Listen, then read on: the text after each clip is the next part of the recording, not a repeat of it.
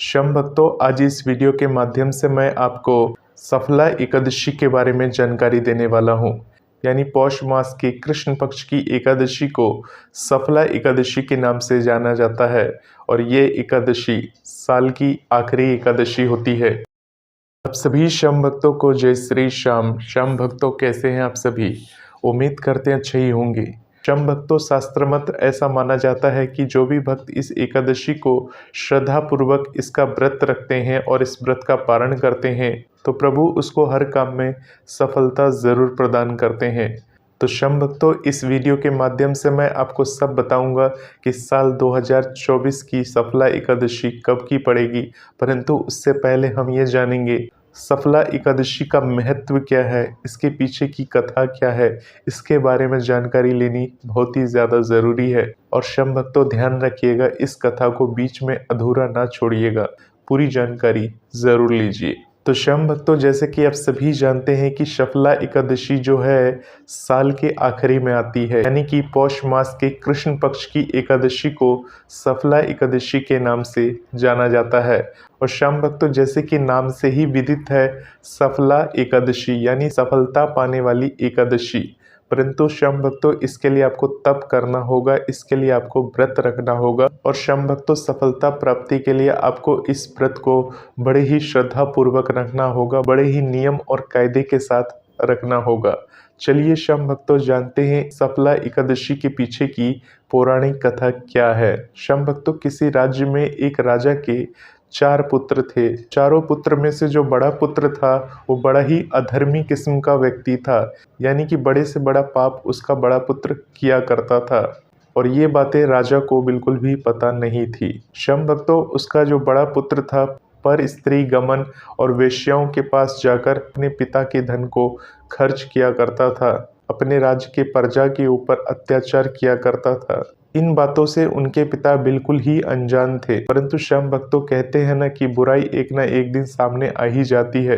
एक दिन राजा को अपने बड़े पुत्र की सारी करतूतों के बारे में पता चल ही गया। ये सब जानकर राजा बहुत ही दुखी हुए और अपने बड़े पुत्र को उन्होंने अपने राज्य से निकाल दिया। तो शम भक्तों, इस प्रकार से वो अपने राज्य से त्यागे जाने पर वो वन की ओर चला गया और एक घने वन में जाकर वो रहने लगा। शम भक्तों, जिस प्रकार से अपने घर में सारी सुख सुविधाएं होती हैं, परंतु जब वो वन में गया, वन में जाने के उपरांत उसे कुछ समझ में नहीं आ रहा था कि वो करे तो क्या करे। न उसके पास कुछ खाने पीने की चीजें, न उसको रहने की कोई जगह। अब उसके समझ में कुछ भी नहीं आ रहा था, परंतु वो अपनी आदत से मजबूर था। वो रात्रि के समय में अपने राज्य में आकर लोगों को परेशान करता, लोगों को मारता, उनके साथ लूटपाट करता, उनके साथ लूटपाट करके वापस वन की ओर चला जाता। यहाँ तक कि शम भक्त वो रात्रि के समय लोगों के घर में चोरियां तक करने लग गया था। और जब कभी वो पकड़ा जाता तो लोग उसे देखते कि ये राजा का पुत्र है तो ये सोचकर छोड़ देते कि कभी राजा को अपने पुत्र पे दया आ गई और उसको ये पता चल गया कि हमने उसके पुत्र को चोरी के इल्जाम में मारा है, कि हमने दंड दिया है तो राजा हमें दंड दे सकता है, इस कारण से वो उसको छोड़ देते थे। तो इस प्रकार से शम भक्त वो वन में रहने लगा। वो वृक्ष देवताओं को अति प्रिय था। ठंड के कारण उस राजा के पुत्र का शरीर पूरी तरह से अकड़ गया और वो उसी पेड़ के नीचे मूर्छित होकर गिर पड़ा। शम भक्तों, 10वीं की रात्रि थी और वो पूरी रात इसी प्रकार से मूर्छित पड़ा रहा। भक्तों, अगले दिन सफला एकादशी थी। तो सफला एकादशी के दिन सूर्य निकलने के बाद यानी दोपहर के समय उसकी जब आंख खुली तो आंख खुलने के बाद वो भोजन की तलाश में इधर उधर घूमने लगा। चूंकि शम भक्तों को जंगल में रहकर पशु पक्षियों को मारकर अपना पेट पालता था, यानी अपना भरण पोषण किया करता था, तो सफला एकादशी के दिन दोपहर के समय जब वो उठा और भोजन की तलाश करने लगा तो उसके पैर हाथों में इतनी ताकत नहीं थी भोजन की तलाश कर पाता। शम भक्तों, वो उसी हालत में भोजन को तलाश करने लगा और रास्ते में उसे कुछ फल नजर आए। तो शम भक्तों, उसने उसी फल को उठाकर, फल को देखकर वो उस फल को खा नहीं पाया। उस फल को लेकर उसने उसी पीपल के वृक्ष के नीचे रख दिया और वृक्ष के नीचे रखने के बाद ईश्वर से कहता है कि हे ईश्वर, ये फल तुझको समर्पण है, इसे तू ही खा ले। इस प्रकार से भगवान को बोलकर उसने उस दिन कुछ भी सेवन नहीं किया, यानी पूरे दिन खाली पेट रहा और रात्रि के समय भूख के कारण वो पूरी रात सो नहीं पाया। पूरी रात उसकी रोते रोते गुजर गई। इस प्रकार से श्याम भक्तों सफला एकादशी के दिन वो पूरे दिन निराहार रहा और रात्रि के समय उसने जागरण कर ली, यानी भूख और ठंड के कारण उसे पूरी रात नींद नहीं आई। इस प्रकार से दिन में निराहार रहकर रात्रि जागरण करके अनजाने में ही उसने सफला एकादशी के व्रत को कर लिया। श्याम भक्तों जैसे ही द्वादशी का सूर्य उदय हुआ, भगवान विष्णु ने अपना रथ उसके लिए भेजा।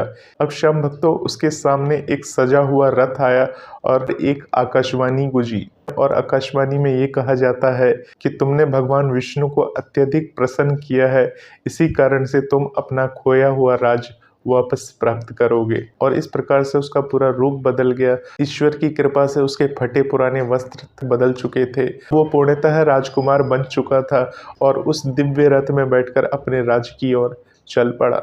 अपने राज्य में आने के बाद उसने अपने पिता को वो सारी बात बताई कि उसके साथ क्या क्या हुआ था। और जब उसके पिता ने ये सारी बात सुनी तो उसने अपना सारा राज्यपाट अपने उस पुत्र को देकर खुद जंगल में तपस्या करने के लिए निकल पड़े। तो श्याम भक्तों आपने सुन लिया कि सफला एकादशी व्रत रखने से कितना बड़ा चमत्कार उसके साथ हुआ। यानी श्याम भक्तों किसी भी एकादशी व्रत को रखते हैं तो भगवान की कृपा जरूर बनती है। चलिए श्याम भक्तों अब जानते हैं साल 2024 में सफला एकादशी व्रत कब रखी जाएगी। तो श्याम भक्तों पौष मास की कृष्ण पक्ष की सफला एकादशी तिथि की जो शुरुआत होगी वो 25 दिसंबर 2024 की रात्रि 10:29 से इस तिथि की शुरुआत हो जाएगी। और श्याम भक्तों ये जो तिथि रहेगी 26 दिसंबर 2024 की रात्रि और 27 दिसंबर 2024 की सुबह 12:43 पर इस तिथि की समाप्ति हो जाएगी। तो श्याम भक्तों उदया तिथि के अनुसार सफला एकादशी का जो व्रत रखा जाएगा वो 26 दिसंबर 2024 को रखा जाएगा। श्याम भक्तों बात करते हैं सफला एकादशी व्रत का पारण कब किया जाएगा। श्याम भक्तों सफला एकादशी व्रत का जो पारण होगा वो 27 दिसंबर 2024 को सुबह 7:12 से लेकर सुबह के 9:16 के अंदर इस व्रत का आपको पारण कर लेना है। अब श्याम भक्तों बात करते हैं पौष मास की कृष्ण पक्ष की द्वादशी तिथि कब शुरू होगी और कब समाप्त होगी। तो श्याम भक्तों जो द्वादशी तिथि की शुरुआत होगी वो 27 दिसंबर 2024 को सुबह 12:44 से इस तिथि की शुरुआत होगी और ये तिथि अगले दिन यानी 28 दिसंबर 2024 की सुबह 2:27 पर इस तिथि की समाप्ति हो जाएगी। तो श्याम भक्तों साल 2024 की ये आखिरी एकादशी है सफला एकादशी। ऐसा कहा जाता है कि जो भी एकादशी का व्रत रखता है उसके पाप नष्ट हो जाते हैं, उसे हर काम में सफलता मिलती है और साथ ही साथ उसे मोक्ष की प्राप्ति भी होती है। तो होपफुली श्याम भक्तों सारी बात आपको समझ में आ चुकी होगी। भजन मंत्र शक्ति चैनल से जुड़े रहने के लिए इस चैनल को आप सब्सक्राइब कर सकते हैं और बाबा श्याम से जुड़ी हुई एकादशी से जुड़ी हुई सभी बातों को ऐसे ही हर रोज सुन सकते हैं। मिलते हैं श्याम भक्तों एक नए वीडियो के साथ, तब तक के लिए आप सभी श्याम भक्तों को जय श्री श्याम।